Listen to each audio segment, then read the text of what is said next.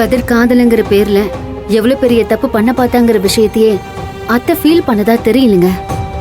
பிரச்சனைய தான் புள்ள கிட்ட வச்சுக்கிட்டு காரணத்தை வெளியே தேடிக்கிட்டு இருக்காங்க. அதை நினைச்சாதாங்க மனசுக்கு கஷ்டமா இருக்கு. கதிரை பத்தி நீ என்ன ஃபீல் பண்ணியோ அதை அம்மா கிட்ட சொல்லிருக்க வேண்டியதானே? அவனை பத்தி நான் ஏதாவது சொல்ல போய் கடைசியில என்னையே கோவப்படுத்துற மாதிரி எல்லாம் அத்தை பேசிடுறாங்க.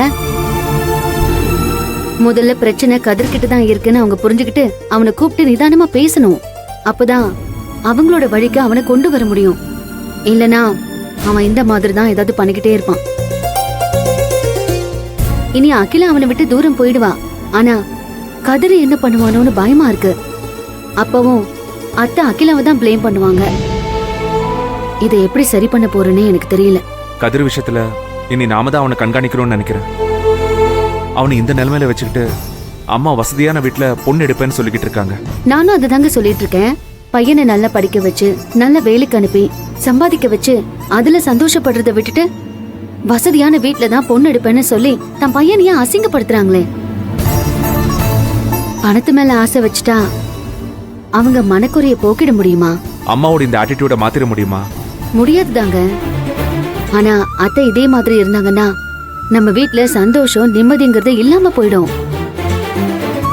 கதிரோட எதிர்காலம் என்ன ஆகுமோன்னு எனக்கு பயமா இருக்கு. கதிர்கிட்ட பக்குவமா நாம தான் மகா பேசணும்.